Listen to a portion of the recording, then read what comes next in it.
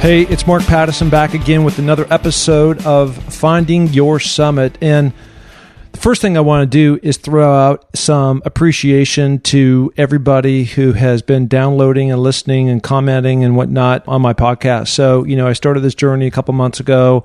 I wanted to throw it out there, all about overcoming adversity and finding success. And that has come in a number of different forms. I've had athletes on, I've had business people on, I've had people in self-care, self-help, and I will continue to do so. I have some really amazing people on the horizon that are coming up that I'm really excited about. So, and I think you will be too. So this week is a guy named Mitch Russo, and Mitch is a very interesting sort. Sometimes we have people like we did a number of weeks ago about the guy that was attacked by a 15-foot tiger shark and, lived to tell the story and whatnot. And this guy is really all about helping people get to the next level. If you're stuck in whatever you're doing business-wise, this guy is the guy that you want to talk to, Mitch Russo. He's got a long storied career. To me, one of the highlights was him forming a business with Tony Robbins and another guy named Chet Holmes. Chet unfortunately passed away. So obviously something that really affected that business plan they were working on. But, just to spend so many hours with Tony Robbins, who's so inspirational on so many different levels, to work with him, understand his mind, what works, what doesn't work, and really move things forward. So as always, I always appreciate you people going in and rating, reviewing. It does help us in the rankings on iTunes and whatnot. So please continue to do that. And on that note, let's get into it with Mitch. Here we go.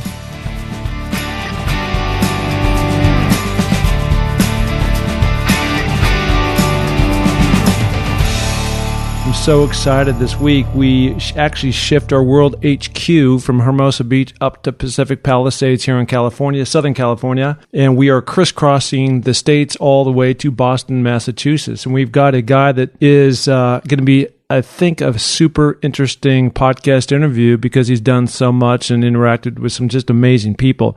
His name is Mitch Russo. Mitch, how you doing? Awesome. Thanks, Mark, for having me on the show. Yeah. Thank you so much. So for the folks that are listening to this, what I think we're going to get into is just all these amazing entrepreneurial pursuits that you've been doing, throughout your life. And, you've just had some just amazing accomplishments. And I really want to go through those things and then, bring it full speed to today on what you're up to. So, sure.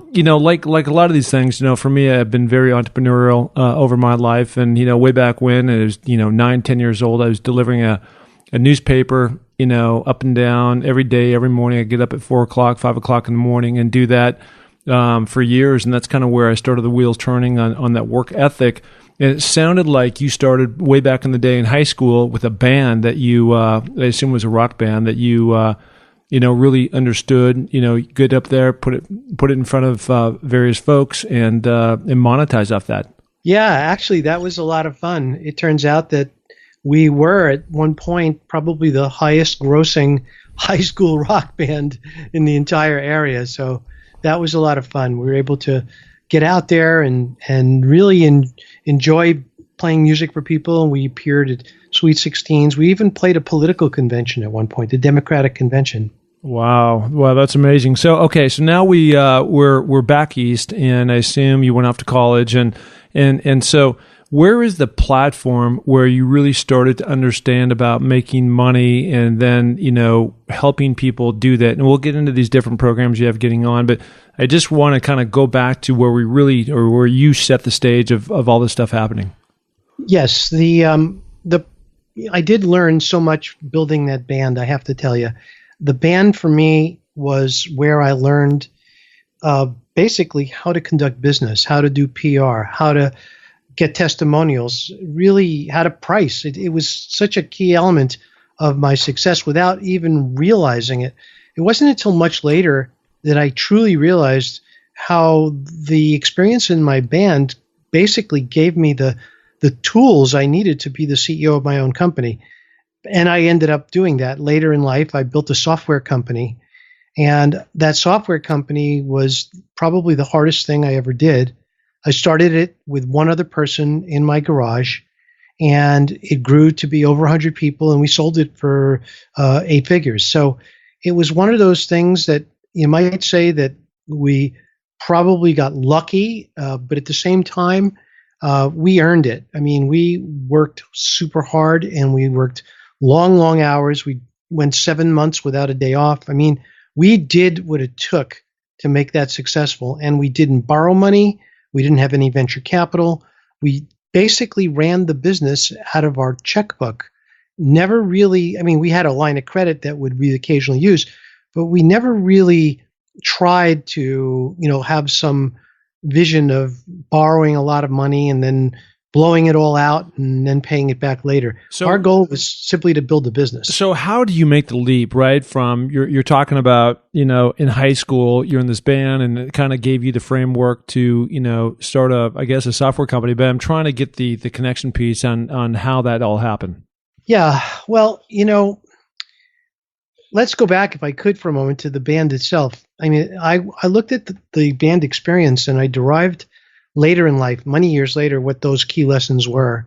And I'll read them off to you. I mean, they're in front of me. Yeah. So the first lesson was to be disciplined. And the reason I did that is because in the band, if we didn't practice, we couldn't get the songs right. And that led to lesson 2, don't deliver a substandard product.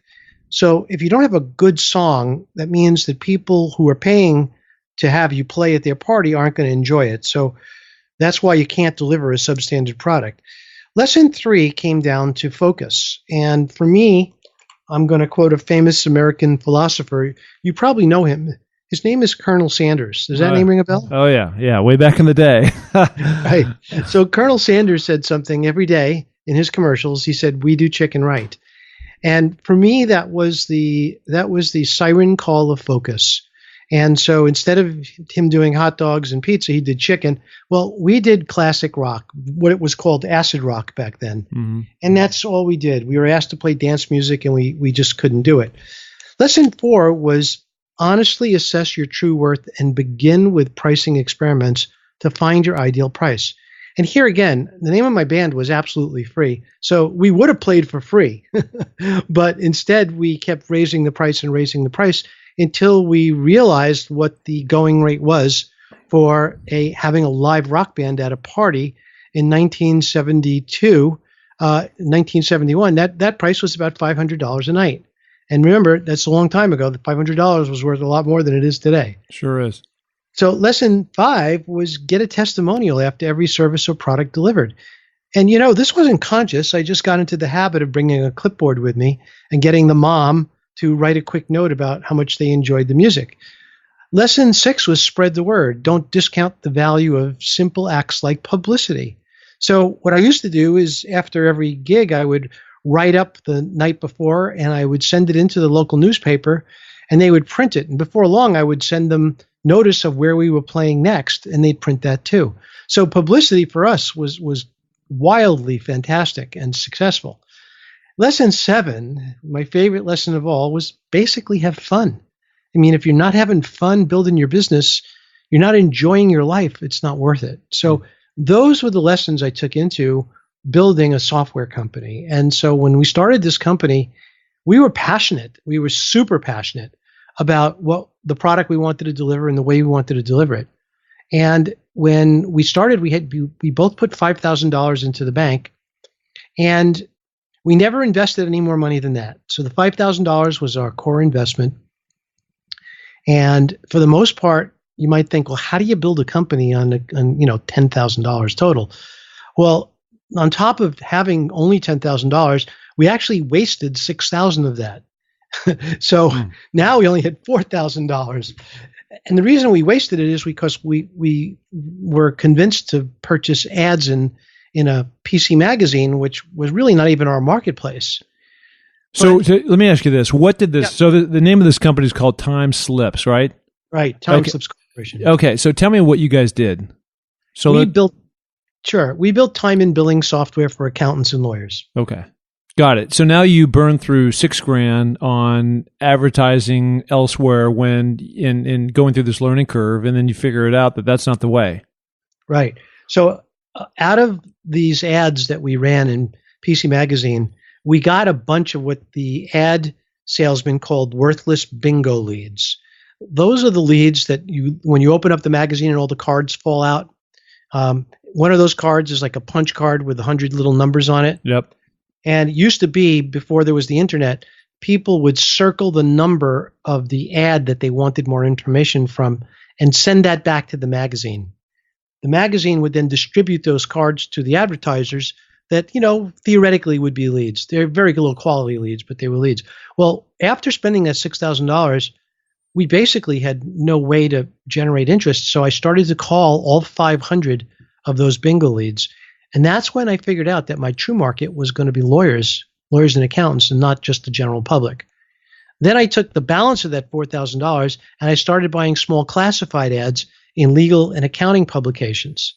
So now I was spending $35 and making one or two sales for $99 per sale. So I had a model that started to work. The next thing I did, and remember, going back to my lesson 6, was spread the word. Next thing I did is I started calling and mailing magazines offering review copies of our software. I must have distributed, over the course of that first year, several hundred review copies. I even flew to Comdex, which was a big trade show in Las Vegas, and walked all over the trade show floor distributing review copies. So my goal was to once again try and get magazines and periodicals and industry publications to write about us. And that was the key to building the company. That was what made us great. So you started that in 1985, and then you sold it when? I sold it in 1994. The sale became official in 1994, and then in order for me to finish the sale, there was an earn-out period. When entrepreneurs sell companies, the buyer typically asks the CEO and key staff members to stay on board for usually 2 years. Yep. And then there is an earn-out over those 2 years. So I did the earn-out period. I had to move to Dallas, Texas. And after my earn-out, the CEO of that company asked if I would stay on and run their company as the chief operating officer, reporting to him. Mm-hmm. So I stayed an additional 2 years. And I hated it. I hated the corporate life. I hated dealing with a stupid board of directors that didn't understand my customer. And eventually I left and came back to Massachusetts. Yeah, that's great. So now you come back, you probably have a few dollars in your pocket, more than the $5,000 that you started with, right? And a few dollars more. That's great.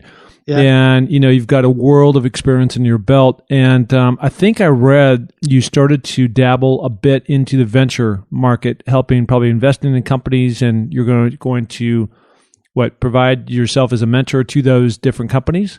Yes, absolutely. So now imagine this. I'm 44 years old.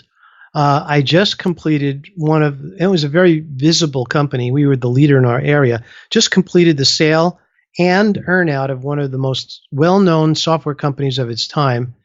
And I go back to Massachusetts, and I'm thinking to myself, maybe I'll get a job as a CEO of another company and run another company and take it public and get it sold or do whatever I need to do. So I decided to go to venture capital firms and make my services available. Well, shockingly, nobody wanted to hire me. I mean, I was 44 years old. I was young. I was smart. I was considered experienced. And, some people said that after what I did, I might know how to do it again. Well, nobody would hire me. So why do you think that would be? I just don't get. I've raised millions of dollars in venture, and, so I've been in a lot of those pitch rooms and down on Sand Hill and a lot in Seattle and whatnot. And I don't get why they wouldn't take somebody with your kind of street cred, your background, and bring you in to help and mentor some of these different companies. Sure. Well, remember, let's think about the timing. It was 1998, and it was at the peak of the insanity of the .com era. Yep. So really, the reason I finally found out, the reason nobody would hire me was, are you ready for this? I am. Mark? Yep. Yep. Go. I was too old. Oh, man. Over the hill, 44, over the hill. Too old. Okay, so now you're broken down. You got your cane, and what are you going to do now? Right. So now I say, screw them. I'm going to do it anyway. And so what I started doing was attending angel meetings, and I started going up to the founders and saying, "Hey, I think I can get you to the next step here, and maybe even help you raise some money." So I built a little consulting firm called Assist Ventures, and Assist Ventures was all about assisting other ventures. And Assist Ventures eventually made, as an organization, we made 19 venture capital investments of our own, and that, of course, was ill-fated because of the time that I made those investments. But interestingly, what happened was that once I started doing that, I started to get the attention of the VC community again, and now they were seeking me out to come in and consult with their broken companies, the ones that really weren't, the walking dead of their portfolio. So I would come in and really very quickly, most of the time, I would be able to fix the company. And in one case, this one particular company, Zero Stage Capital, said to me, "Look, you did such an amazing job here. I want you to run it as the CEO." And I said, No, I'm doing my own thing now. And he goes, "Look, name a number. There's got to be a number where you would do it." And I came up with the most ridiculous number anyone could imagine at the time. And I said the number, and they said, "Okay." So I said, now what do I do? They said, "Okay." So what I decided to do was basically to roll up my sleeves and go back in as CEO. And I did. And we had some fun with that until the venture firm itself came under investigation by the SEC. And I got the phone call, say, "Mitch, by the way, the business was shut down by the SEC. So your funding is over. Have a nice day." And we were like within 6 weeks of running out of cash. Yep. So at that point, I called my management team into my office. I said, "Look, I gotta fire a bunch of you guys, and the first one on the list I'm firing is me. And everyone else in the room, you're next, except you." He was the sales director. I said, "You're staying on, and you're going to keep running this company and making sales while I figure out how to find a new buyer, a new home for us." And so that's what I did. And I basically fired everybody, including myself, and I found a buyer. And meanwhile, my director of sales stayed on, kept pumping the gun and making sales, and we got rid of that, made it happen. Wasn't the ideal outcome, but it still worked out pretty well. And then I did something really crazy. I decided I wanted to learn about money in a much different way than other people would. So I decided I was going to go and get an MBA and really understand money, but I thought for a second it's going to take too much time. So instead, I enrolled in a program to become an options trader on the stock market. Yep. So I fell in love with trading options, and I enrolled in program after program after program. I graduated the highest level program I could. I then hired a mentor at the Chicago Board of Options Exchange to make sure that I was doing it right and to take me to the next level, and he did. So I'm trading options, and options is a little bit risky. I'm swinging somewhere around $500,000 a month in and out of my account on trades doing options. And all of a sudden, I get a phone call from an old buddy of mine, Chet Holmes, and Chet and I had been friends for decades. And he said, "Look, I need some help. I'm starting to grow this little consulting firm. I want you to step in and give me a hand." And I said, "Sure, no problem. I mean, options for me takes 20 minutes a day these days." And so when I wasn't trading, I was studying, So I said, "Sure, I'd be happy to help you." And I started helping him out. And within 6 weeks, I tripled his sales force. And he said, "No, now you got to stay." And I did. I agreed to stay. And then we started to negotiate with Tony Robbins to build this company together. So before you go there, I got to tell you some disclosure. A number of years ago, I'm always trying to learn and get better.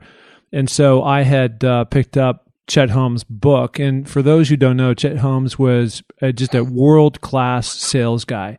He had this thing down, pat, and he wrote a book. I can't remember the name of the book, but, it was just full of all the different secrets that you need to do if you want to penetrate accounts and the discipline that it takes to win accounts. And, the guy was an absolute master. And I think what he did is he, once he did that for a number of years, he turned around and then turned what he knew into a consulting, type practice. And kind of where I came into the picture is when he had connected and hooked up with Tony Robbins, and they had come up with a program together to really revolutionize, the sales process and streamline and, be all you can be and whatnot. And, the bottom line is it was super effective. It is super effective. And then, we'll get into this in a minute, but, Chet had an unfortunate ending, but, I'm interested on, again, him bringing you in to consult or whatever he asked you to do, and then how that connection piece went with Tony. Sure. Well, the name of his book is The Ultimate Sales Machine, and it was a #1 bestseller. And Chet and I started to get to know each other when he tried to sell me advertising back when I was building my software company. He was selling ads in vertical market magazines, and legal was one of his vertical markets. So he pestered me to death, and he just would not let up. I was one of his Dream 100 clients, and he refused to let go until finally I ended up negotiating a very sweet deal for my company. And when I started to buy ads from him, those ads turned into one of the greatest growth elements of my entire company's history.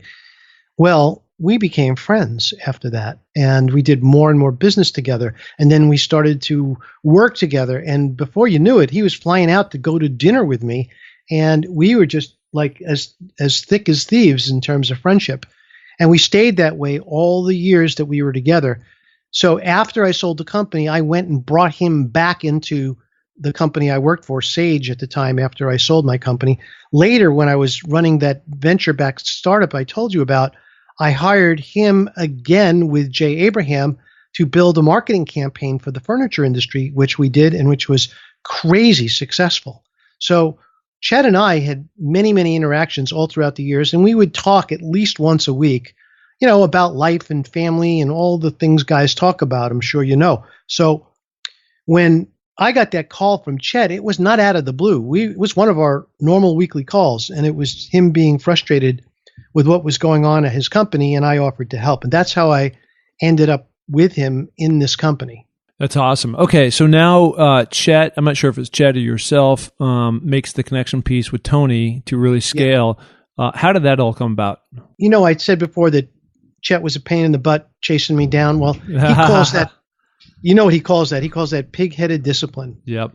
And that same pig-headed discipline kept him in touch with Tony Robbins for 17 years, trying to get Tony to work with him on any level.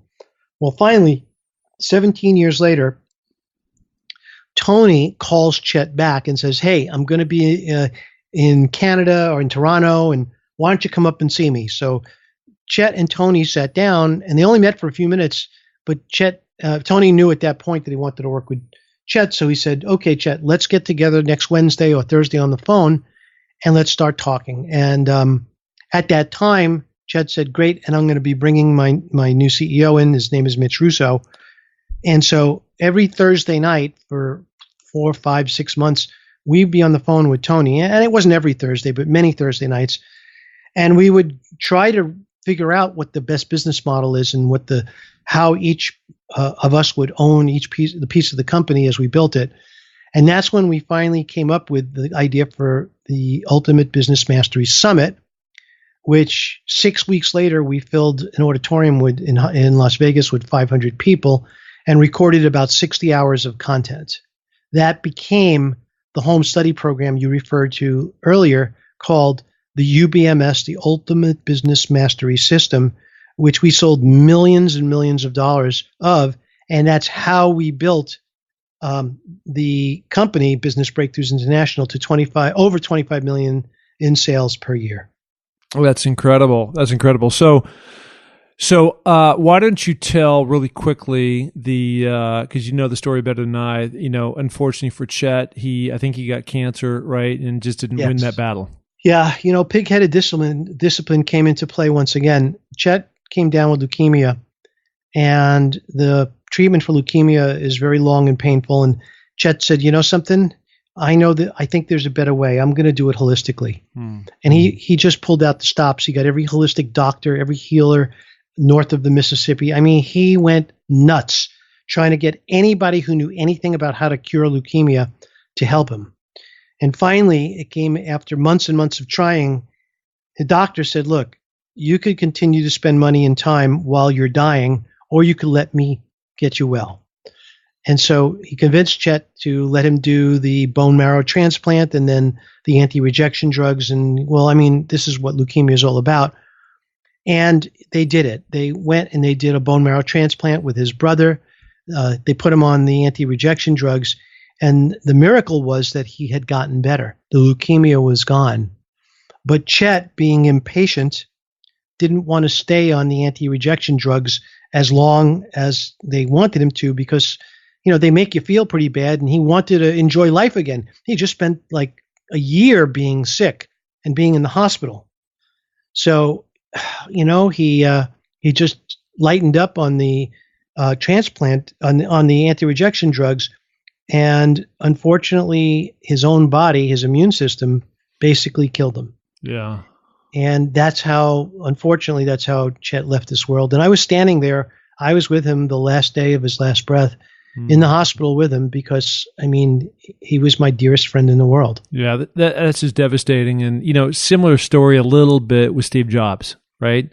Yeah. Where he just rejected that medical treatment. And, at the end of the day, he lost his battle in the same way, and that it was kind of too late. And it sounds like in Chet's case, it's just like he'd solved it and he just wasn't insistent enough about the longevity that he needed to stay on this medicine, just to keep him alive. And it caught up to him. And that's tough, that's super tough. So I imagine that you guys, between yourself and Tony and Chet at the time, you had this great business going. And then Chet, who's I know was a major driver behind the whole business, he passes away. So what do you do at that point? Well, of course, everyone is devastated. It was devastating. We lost our fearless leader.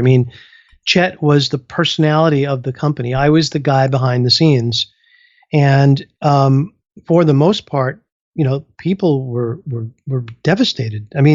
I had half a dozen people just quit on the week that he died because they just couldn't take it any longer. But that wasn't going to be me, because what I did is I came up with a 7-point plan that was going to revitalize the company and set it in a new direction. And so I flew to San Francisco to present it to Tony. And I sat down with Tony. I took him through the plan. He loved it. We shot a video that night at 4 a.m. in his hotel room in San Francisco. And we were about to start building our new company. Again, Business Breakthroughs International, with just a different focus and a whole much bigger vision than we had before. And what happened next was, unfortunately, what happens to many family businesses. His daughter, who was a music major and who had been at an ashram, came back, of course, when her father passed away, and she decided that she was going to take over the business. And even though she tried her best, and with everything that she did, she wasn't really positioned to do that experience-wise. So she brought in an advisor. That advisor and I did not see eye to eye. And I felt like, to be fair to the family, the best thing for me to do was to exit. And so I resigned. What is Tony like? You see him, big personality, gets on, motivates, has got great content that comes out of his mouth. But, when all the lights turn off and you guys are just sitting there, is he that same animated, full of energy type guy, or what is he like? Well, he's not going to be his stage personality on one-on-one with people he knows and loves. Yep. He's a person. He's an incredibly warm and loving human being. I think what many people are surprised by is just how brilliant he really is. He's one of the smartest people I know, and it was a surprise for me to understand just how savvy he was and how intuitive he was when it came to business and when it came to sales and it came to marketing and it came to all the things that you really don't see on stage. That was really what impressed me most about Tony, because listen, on stage is on stage. But behind the scenes, he was the most real, most honest human being with the highest level of integrity and intelligence I've ever known of anyone. So now you leave the company and you go write a book, right, called The Invisible Organization. What is that book all about?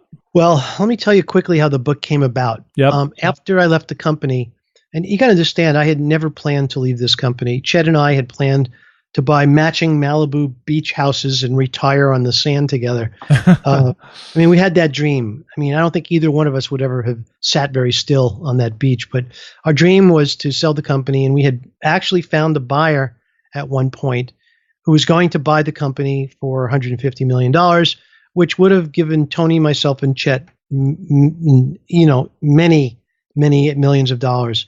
And we would have been very happy with that sale. But the sale fell apart, and Chet got sick. And now I ended up resigning. And here I am at that age, I had no occupation. I had no business. And I think, nowadays, the most important thing about any business is the list. Well, I had no access to the list. It wasn't my list.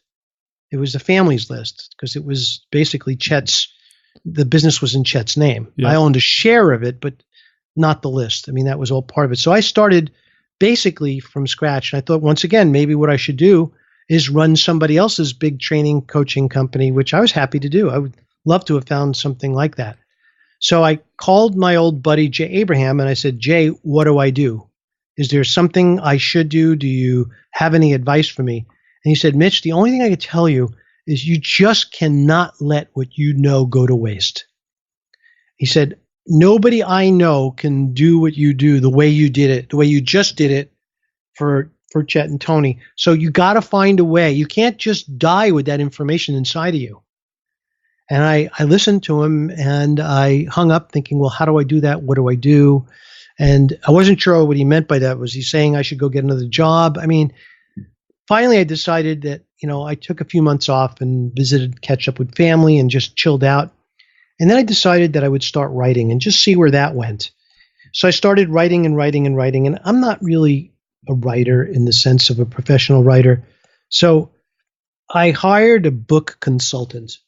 And this woman was wonderful. She led me through the process. And it took a year when we wrote a book, and I hated the book. I just hated it. And I said, no, I don't want to do this. And I paid her whatever was the balance. And I basically hit the delete button on my keyboard, and the book was gone. And then maybe a week or two later, I had what I call that inspired thought that gave me what that book should have been. And once I understood what my true value was, because it took a while for me to really get it, my true value and what I really, really wanted to convey to people was, how do you build a multi-hundred person company running 9 figures to be completely virtual with no physical assets? So that became the basis of the Invisible Organization. And that book is basically the blueprint for how to build a company and scale it to hundreds and hundreds of people without owning a copy machine, without owning a parking lot, without paying insurance and heating bills, and without owning 200 or 300 computers for everybody who works there, without even having employees. So that, to me, was the value that I believe, the highest value that I had locked up in me. And so what I did is I spent another year with the idea that I now had. And one day the name came to me, and I did a search. You go on GoDaddy and you say, well, I wonder if that URL is available. I mean, Invisible Organization, the Invisible Organization, though that's kind of common, I would think. Sure enough, it was available. So I said, that's the sign I needed. I'm doing it. And that's how the book came about. Yeah. So with that, then, did you go on the speaking tour to, so now you have these ideas on how to scale companies, right? And now you got to get the word out, and probably goes back to that high school band where it might have been number 7 about PR, spreading the word, right? Number 6, spread the word. Absolutely. Yeah. So I did. And again, I brought in a company to help me, and we did a lot of work together. And I was, at that time, this is going to sound funny, I'd never been on a podcast before. And now I have my own podcast, but it's a long time since. So, I mean, it turns out that I ended up getting on about 40 or 50 different podcasts on the topic of my book. I hired a professional storyteller to help me craft the story that I would tell about the book. And he did a great job. And then I started to do radio and press appearances, and I started to get the word out. And of course, my book went to #1 on Amazon, and it was great. But I made a very big mistake, and I want to tell you the mistake so you don't make it, and so anybody listening to the show doesn't make it. Here's the mistake. Oh, is it okay, by the way, Mark, if I say that? Yeah, okay. Of course. All right, so here's the mistake. I was so happy to have launched the book, so proud of my book, and thinking it was like giving birth, and you finally get it out of you. But here's the thing. I didn't give 3 minutes thought to how I would promote it other than free publicity and podcasts and things like that. What I was missing was a back end. What I was missing was a self-liquidating offer. What I was missing was, what do I offer with the book to finance the advertising that I would need to get the book into the hands of hundreds of thousands instead of just thousands. And my second book is already written, and it will not be released until the entire back end is ready and completely running. So the mistake that I made is that I never used my book the way I should have, which should have been to create lead flow and build my list, and I didn't do it. Yeah, great idea and great thoughts on that. I mean, so often, people are thinking about it in terms of just like you said, the writing process. You're so immersed in what that takes. I'm doing that myself right now, and you're just not thinking about the back end on, getting it out there. And what you're really talking about is, how do you monetize it post a book beyond just a book sale? Yeah, you could write 10 books and never make your rent money on book sales. So I read this thing on your website, which may, I'm sure is an extension of what you're talking about with your book. But on that, you say you help people generate streams of reoccurring revenue, right? Yeah. Now, so who wouldn't want that? It seems it seems like a no-brainer. Right. But it's funny because a lot of companies don't understand what that means. I mean, and I do it in very specific ways. I have systematized business consulting for myself. I mean, using my own base of experience, so that I could work with any company, and with the equivalent of 1 or 2 days of my time, I could not only turn around any company, but I can increase the revenue of any company I've ever run across just by working with them, usually with the assets they already have, without having to build new products or anything like that. And one of the tools that I use is called certification. Now, certification is not new. In fact, it was one of the secrets that I discovered in my early Timeslips days for building my software company. We were doing great. The company was growing and all that. But one day, and I don't think we have time for the whole story, but one day when I figured out that it made sense to certify my best clients, that became what amounted to a 350 certification workforce tribe that was out there promoting my products, promoting my company, and helping my customers make the most of the software they bought from me. That became the reason why we doubled the value of the company in the last 18 months that I owned it. So to me, certification was almost like a magic bullet. So this guy named Scott Cook, you probably don't know his name. He was the founder of a little company called Int'l. Oh, yeah. Most people know Int'l through Quicken and QuickBooks. Well, Scott and I were friends. And Scott came to me and said, "Hey, what is this thing you're doing with certification? Could you teach me how to do that?" I said, "Scott, of course I would. You're my friend. But I do have a favor to ask in return." He goes, "Whatever, just tell me."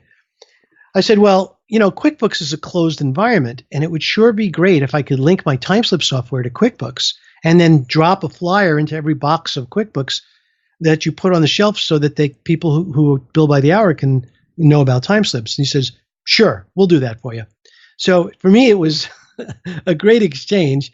I taught Scott Cook how to build a certification program, which later became the Certified Accountant program for QuickBooks.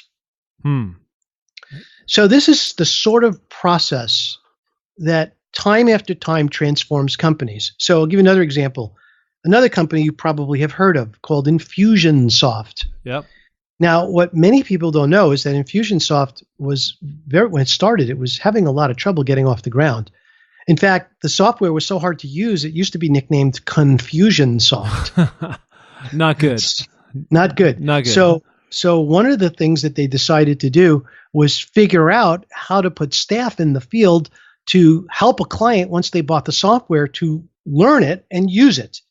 So they basically took the idea of certification and built an Infusionsoft certified consultant program. And from that, they went from about $5.5 million a year in revenue to $50 million a year in revenue in a very short period of time. And they'll tell you it was due to their certification program. So these are the programs that I build for clients. And when I build a program, it causes explosive growth. It's not the only thing I do, but it's one of the fun things that I do because it works every time and it works so well. Yeah, that's great. That's great. This podcast is called Finding Your Summit, and it sounds like, look, we all have things that hit us. I don't know what exactly that is for you. Certainly Chet Holmes dying, that wasn't you, but that was him, but it did affect you in a profound way. And some of these companies, as you've told your story, have been where you've ramped it up, you've done something great, and then there's an ending to that, and you've had to move on and kind of reinvent yourself to the next deal. It almost sounds like in your case, finding your summit, overcoming adversity, there's a lot of companies who probably reach out to you and say, hey, we're having struggles in this certain area, how can you help? And it probably is very satisfying for you to go in and have complete transformation on what they're doing, implementing some of these different strategies that you have through the certification program. And then see them rock it off and, find success. That must be very satisfying. It is. And in the last few years, I've had a sort of an interesting shift in the type of people who've been tapping on my shoulder and asking for help. It's been transformational women more than anyone. And it's interesting to me that I don't know exactly why. I never tried to figure it out, but sometimes what happens is that these women who are doing incredible things in their life and their business, they just can't get to the next level. And these women somehow find me. And what I basically do is I become inspired by them. And then my joy is in helping transform them so that they too can be on the world stage. And that's really what my passion is today. It's one of my passions. I have to say I have many. One of my passions is working with transformational women in particular and getting them to the next level because the path itself is very straightforward and they can't see it. And not only, even if they saw it, they need to get the reinforcement from me and they need to get what I think of as the juice to keep them moving in the right direction. So it's one of my joys to be able to have several of these amazing women that I'm now helping really and coaching to the next level. Yeah, I think whether it's men or women, you find yourself so often, it's that old metaphor about, you can't see the trees in the forest because you're so far in it, right? And so everybody else can see it. And so a third party, you can probably go in and identify what the problems are and what the straightforward path is. But, there's just too many objects in their orbit, hitting them at one time for them not to be very clear about what that path is. Yeah, that's true. And again, I think, you could look over the horizon and say, I want to be on that side of the planet when the sun goes down. But if you don't know how to get there, it makes it much harder. And so anyway, my joy is in helping people in general. Turns out I can help people in a certain way. Turns out that certain people seem to gravitate towards me. But ultimately, I'm all about working with clients, helping people, and helping them realize and become what they truly should be. So becoming what your passion is, I saw that you've got a travel site. Well, what is that all about? Since I'm a little boy, Mark, I'm a photographer. That's great. And being a photographer gives me some freedoms that you don't have if you're not a photographer. So, for example, I could pick up and go anywhere, anytime, and I always have a great excuse to do it. I don't need to come up with a reason. I don't need to call it a vacation. I'm just going to go and photograph. So I'm just back from Japan, and before... you have to look at my site. I travel all throughout the country. I photographed in Chicago before Japan. Before Chicago, I was in Iceland. Before Iceland, I was in Slovenia, and back to Iceland, and then Greenland. I was in Greenland for almost 2 weeks. I mean, I love to photograph and travel, and I love to capture what I think of as epic moments. To me, if a photograph can't be epic, it's not worth making. Well, it certainly seems where the invisible organization really kicks in here. So you can be wherever you want to be on Iceland, shooting polar bears and also talking to different people about how they can scale and move to the next level. So really awesome. Yep, that's the goal. Be able to do anything you want, anytime you want. All you need is internet and phone, and you could still stay connected with your income, with your business. That's what it's all about. Love that. So where can people find you? MitchRusso.com. It's the easiest way to find me. Okay, and I will also put that up on the site, so if people want to go and reference that, they can do that.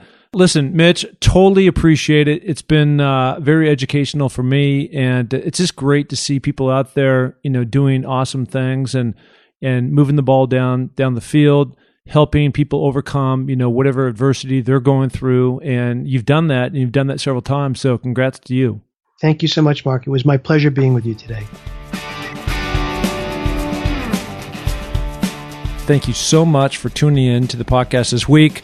We had another great guest, and it is so awesome to continually have these different people on, talk about their different adversity, how they've overcome that, and what they've done to affect change in their life to become very successful. So really appreciate you guys tuning in. As always, we love the rating and reviews that you guys do on iTunes. If you haven't done that, please go do that. It really helps us in terms of increasing our visibility within iTunes. Anyways, it's just fun to share the love and what these different stories, these different people are all about. So make sure you tune in next week. We appreciate it. And that's it. Bye.